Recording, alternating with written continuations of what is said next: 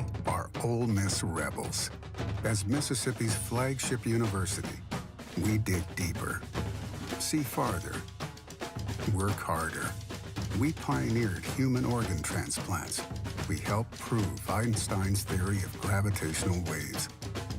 We are conducting life-changing research that solves the problems of today.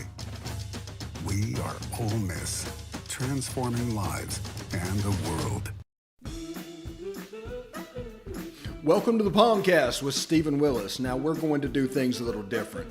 We are going to provide an honest look at Ole Miss athletics for the fan, by the fan, and of the fan. That is what we do. Hell be to me. I'm just kidding. Tune in for some Ole Miss sports news. We're going to give it to you straight. Yeah, right now. The POMcast starts now. It happens now. Holy cow. Listen to me. It's starting. Well, it's going to start right about now. Good morning, good morning, good morning. Welcome to the new look POMcast. I'm your host, Stephen Willis. Thank you for joining us. And before we get started, I do want to tell you about Travel and Cruise World. Number is 1-800-330-7461. Again, that is 1-800-330-7461. In this COVID time, everybody needs a vacation. Everybody needs a break.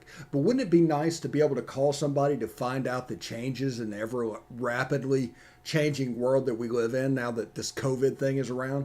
Well, these guys can do that. These guys are literally 15 minutes away from the parks, 15 minutes away from the attractions. They know all that what's going on.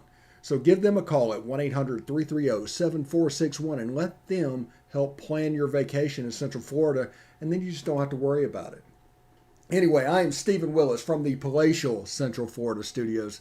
Thank you for joining us. I do want to tell you can catch us on Facebook at The Stephen Willis or The Rebel Walk. You can catch us on Twitter. You can catch us on Facebook at facebook.com/POMcast, POMcast, or facebook.com/The Rebel Walk. You can catch us on YouTube at Positively Ole Miss. Hit the bell, subscribe. You'll know not only that we're streaming, you'll know what we're streaming about. That'll always help you out. And you can catch us on Twitch at Positively Ole Miss. I like that. That's all a joke. That's all an ego trip, guy. It's not a Hell State reference in any way. It's just craziness. Also, you can catch us on audio, the podcast at Google Podcast, Apple Podcast, Stitcher, SoundCloud, Spotify, iHeartRadio, TuneIn Radio, and Pandora. We would announce other podcatchers, but this show's only 30 minutes long. So today we're going to talk a little bit about the bombshell news that came out of Austin and Norman with them not renewing their media rights for 2025. We'll talk about kind of what that means and a timeline that you can look at. Also give you a little background on why I'm so interested in this. I was at Rivals when Chip Brown and the guys were dominating this story back in 2010. And a lot of this information about conference minutia and legal angling kind of came to the forefront then. So I was able to hear that and process that and figure out what was best. Figure out what was best for schools, conferences, and all that. So we're going to talk a little bit about that. Also, 5 Ole Miss players make preseason All-SEC conference. After the break, we will talk about those guys and show highlights. And what exactly does that mean? Is that validation for what we've seen the last couple of months?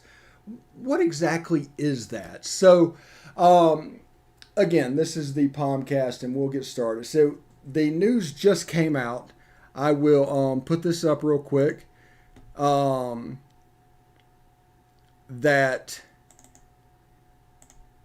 the University of Texas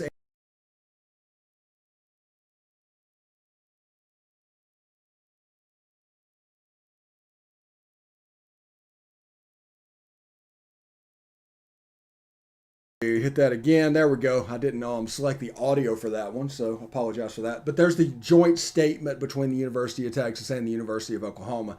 It's basically acknowledging that they will not renew their media rights grants after 2025. So what this is an acknowledgement in a letter that says that when this contract expires, we will not be renewing it and we're not going to be in the Big 12 Conference. So basically, that's a starting off point. That is where Texas and Oklahoma can look at the legal minutia of what's going on and just put it out at 2025 at the end of the rights and do that. Do we expect them to leave at the end of the rights? No, we expect it to happen much sooner than that. But for legal reasons, that is their idea at this point. So that's the jumping off point. That's the starting point. Now, from this point, they can go on and negotiate with the SEC. I put air quotes up for that one. Because until this letter went out, there could be no contact with the SEC. You were contractually tied to where you are. Now, Disney and the TV companies they're pushing their weight around with this move. This is entirely for Disney. You're going to get all the ESPN rights because everything in the SEC is under the Disney umbrella. That's ABC, ESPN, SEC Network, the whole 9 yards. And now you add the brands that are Texas and Oklahoma. That's fun. We're looking at massive TV contracts down the road. We're looking at a potential second network to hit the screen. You're looking at a super conference, and this will develop in a certain way. But the first step has been made, and it's a major domino, and that is letting the Big 12 know that they are not going to continue on with the Big 12, and they are going to explore their other options. So legally now that has been severed, any contact that they're making with the SEC, again, air quotes, any contact with the SEC will basically, it now will be legal and it'll now be out in the open, but now meetings are going to happen from time to time. So I expect this to move relatively quickly, not necessarily Texas and Oklahoma getting into the conference, but the act of Texas and Oklahoma getting in the SEC. So when they announce Texas and Oklahoma, they're going to announce them for the 2025 season or whenever that contract ends, whenever the legal date for that to happen. They are going to announce them then, and from that point on, they will work on negotiating and the legal wrangling to try and work that down. Now, one way that can happen is through the dissolution of the Big 12 Conference. If there's nobody there to collect the money, there's no money that is owed. And the teams will be able to go immediately wherever they want to go. So what you're probably going to start to see, this is going to sound so weird, but what you're probably going to see over the next year is Texas and Oklahoma trying to find homes for their mates. Texas Tech, Oklahoma State, Baylor, TCU.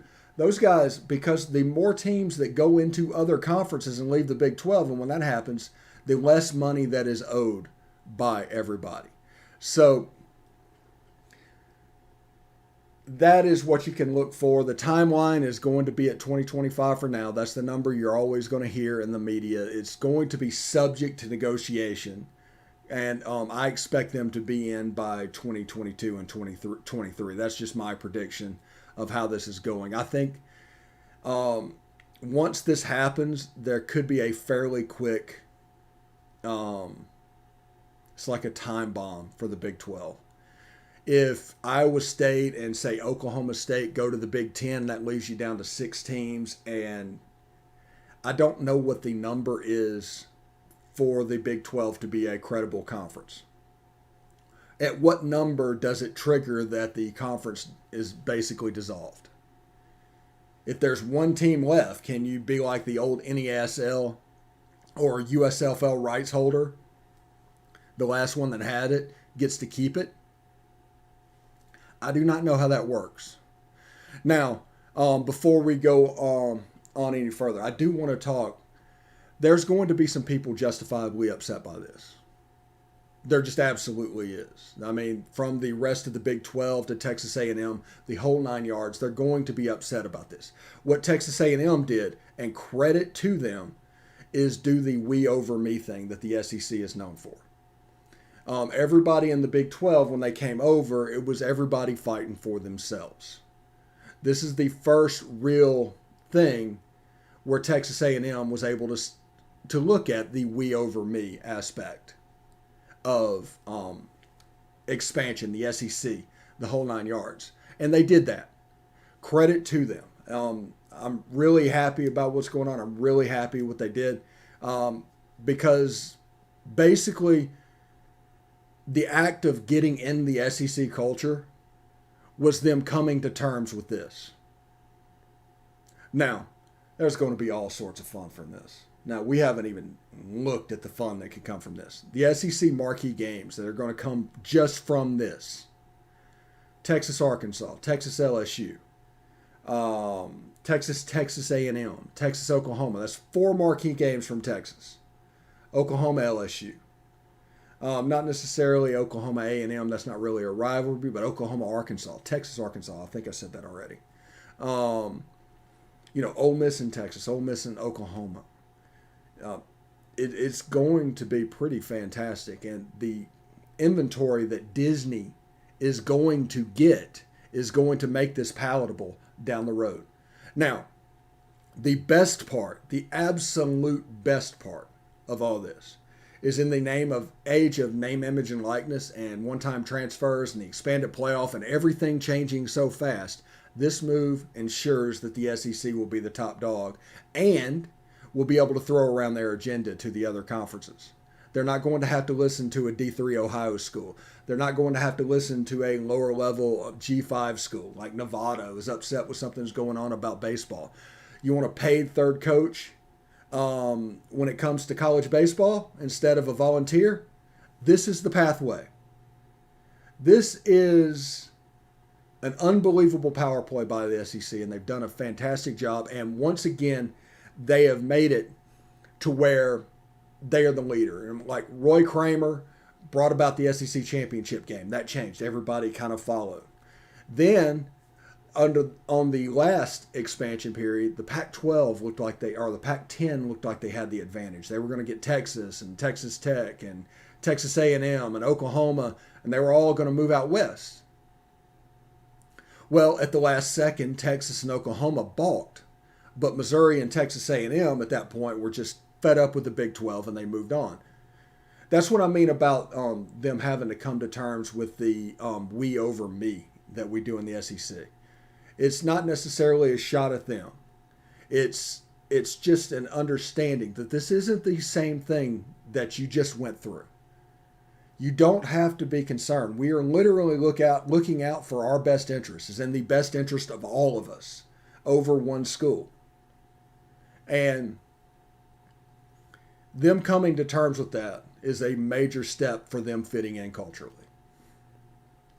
And Texas and Oklahoma comes into the league, they're going to be sitting at that same table. There's not going to be any special treatment. The same people are going to do things the way they've always done things and the way that we got to be the best conference in the country.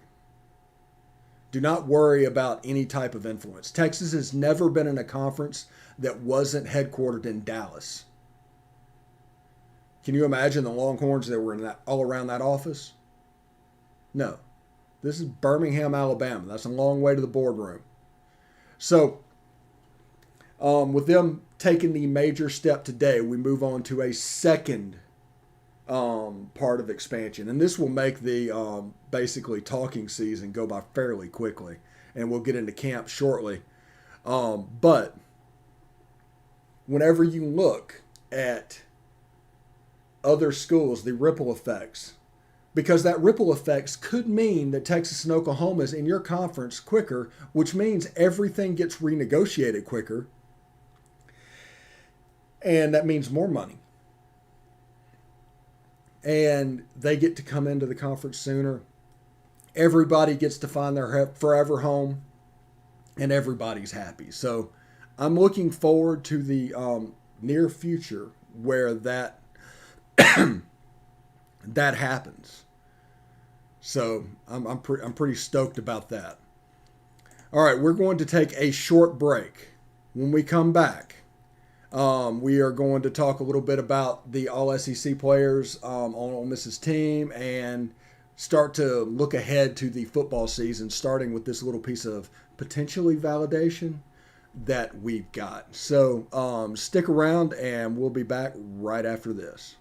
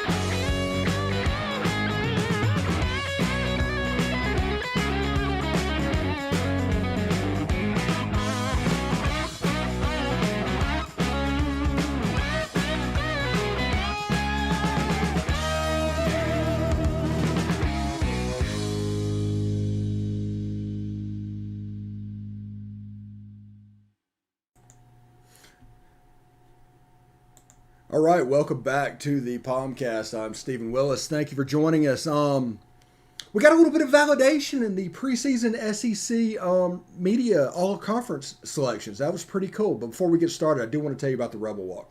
Evelyn and her team do a fantastic job keeping you up to date, following all along Ole Miss sports. They're a great avenue for following the sports, and it doesn't cost you any money. So I like to say they provide a subscriber-level experience for no money. All it costs you is your time, and boy, oh boy, is it well worth it. So go check them out at therebelwalk.com. Again, that is therebelwalk.com, and tell them I sent you. So we got a little bit of validation, finally. You know, during this offseason where the media was putting out quarterback list and everything that was going on, and especially about the Heisman, you wouldn't even have a list with Matt Corral on it. And you would see some that where he was the all-conference player, and you kind of wondered what they were going to do. Were they going to try and put JT Daniels at number one? Were they going to try and put Emory Jones number one? You know, what could you really do? But they genuinely made the right call. Making Matt Corral a first-team All-SEC quarterback is a pretty big deal to a school like Ole Miss. And it, you know, after the season he had last year, it was well worth it. Now, this is validation for him going into this season. This is validation to everything going on. But this fall camp is critical for him. It's absolutely critical for him. And not necessarily in the way that you might think. His performance during the season, he needs to work on a little bit more maturity. He needs to get rid of the disaster games a little bit. But last year he played extremely well in 8 of the 10 games. So it was literally just 2 games where it just kind of slipped up. And we all know that, you know, Archie Manning also slipped up. So it's not a deal breaker. And he had a great year, but he has a chance to take a step. And that step will happen through the spring, and it will happen through the summer, and it will happen in fall camp. So I'm looking forward to what he can do, especially in the fall camp whenever he gets Jerry and Ely back, who also made first-team All-SEC, who also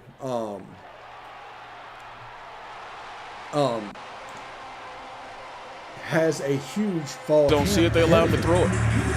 You're looking at, you know, He will throw it. what's Looking going for on you, ball in with the his tight life. end, You know, caught, touchdown. Injury throughout spring. He hasn't really worked. He's probably a full go now, but they had to be very careful with him to make sure he was good to go. And doing so, you're going to have an excellent 1-2 punch.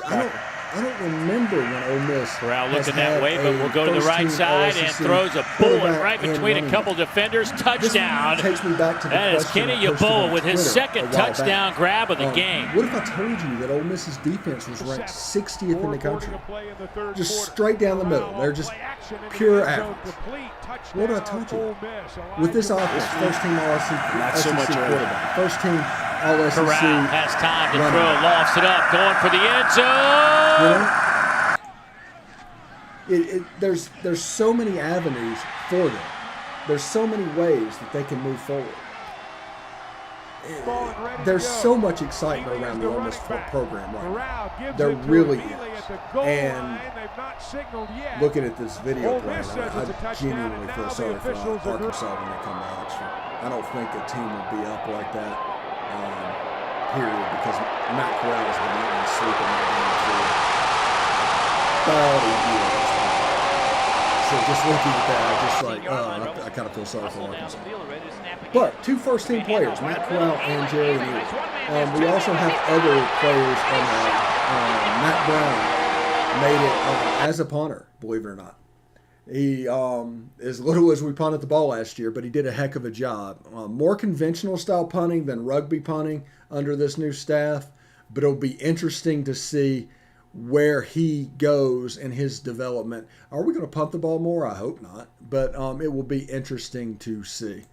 All right, and also we have two offensive linemen. Nick Broker made it as well. The big guy out of Illinois. I tell the story all the time. The rivalous analyst for the Midwest at that point rated him as a 5.5 3-star, the lowest possible 3 stars. The other two services had him up in the top 2 or 3 in the state. But he had him as a 5.5 3-star. Lowest you can get. He was ranked in Illinois like 22 or something. Some insanely low number. But you're dealing with the guy that is potentially a first-round draft pick, is known because of his nasty streak when it comes to playing the position. And I'm genuinely looking forward to see what he develops into. It was something else. But he wasn't first team, but he was on like all the teams. I think there's 3 teams of all SEC. And another one that joined that list is Ben Brown, the big guy out of Vicksburg, Mississippi. I think it was St. Aloysius he attended. Generation legacy Ole Miss Rebel. Played center. There's talks of him moving to guard this year. So their transfer that they got may be in the plans to be a center, or somebody that they have has made a step over spring. It'll be interesting to see. But Ben Brown looks like he's going to be moving to the guard position this season. But during fall camp, I say this with a grain of salt. Take this with a grain of salt. You just don't know, because the depth chart is such etched in sand at this point that you just need to be careful at this point. So you don't want to burn yourself.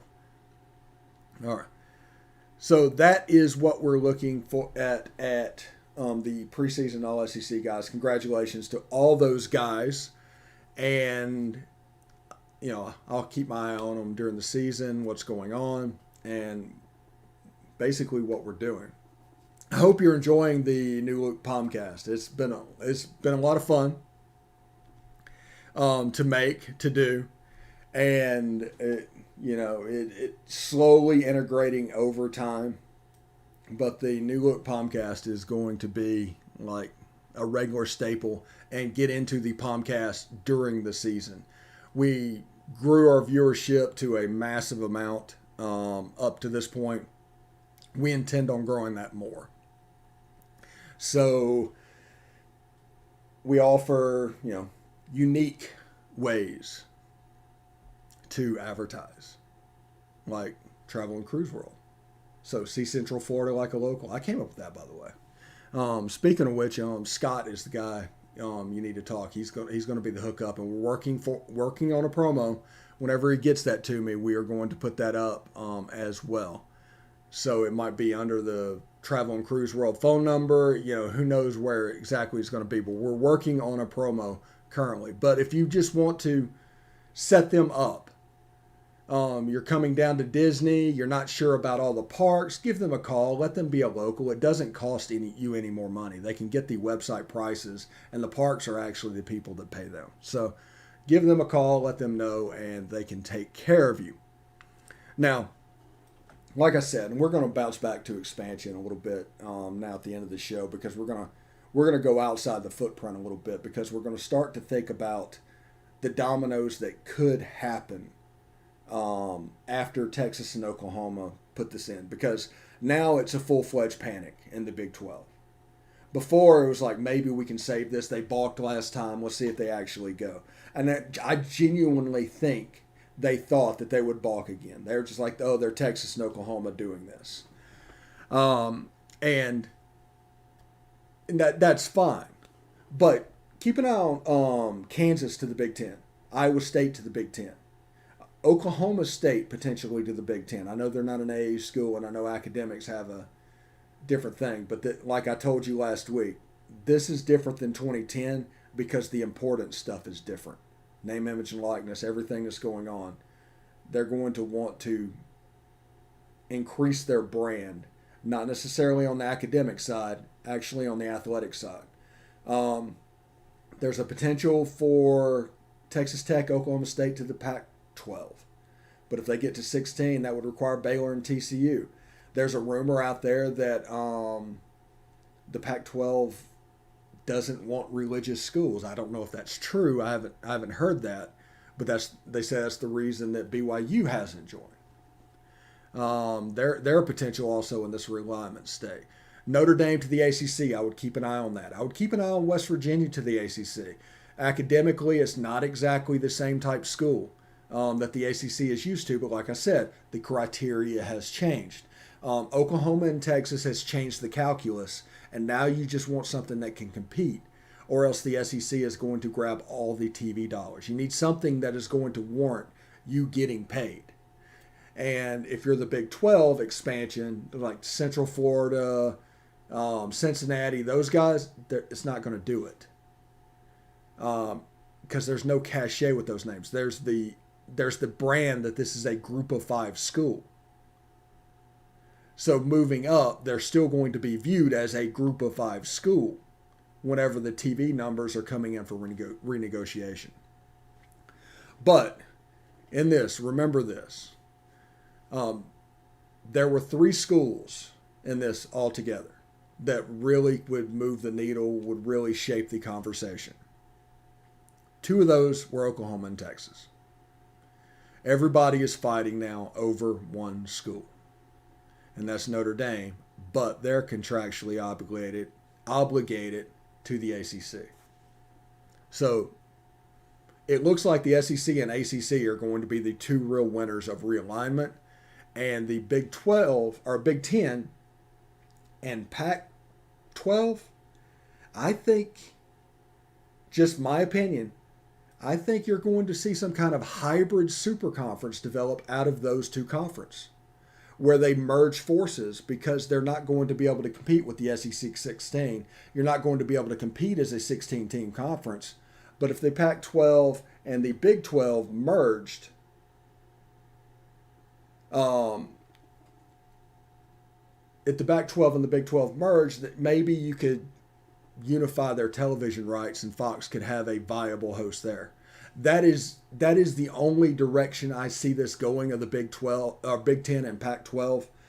But when it comes to the ACC and SEC, we get to put our feet up and just watch the rest of this happen. Every domino that falls, enjoy it. This is going to be fun. All through camp, all through the football season, all this going on, we're done, we're set, and just watch everybody going on. And I do want to say this, without even a little bit of hesitation, I am very glad that Ole Miss and Mississippi State have a seat in the table for this. It is very, very easy that they could be Kansas and Kansas State in this scenario. That one team might go. They could be USM, because every round of realignment hurts USM, because nobody wants Hattiesburg as a market. They're just kind of in the middle of nowhere. There might be a decent town in Mississippi and there's a decent number of people there, but as far as a TV market, they just don't move the needle. And when this became about TV markets, they started to go down. So I feel bad for them, but you could see them in a Conference USA that doesn't even have the Florida Atlantics, the Louisiana Techs, because they're basically at the bottom of the barrel. This is nothing against USM. This is just the way it works. This isn't a rivalry thing. But anyway, I'm going to give you a little bit of time back. I hope you enjoyed the new graphics in the show today. If you're listening on the pod, check it out, on YouTube, subscribe, and that'll let you know when we're going live, and you can see it, and it's going to be a lot of fun. So anyway, I will see everybody tomorrow, and of course, hotty toddy.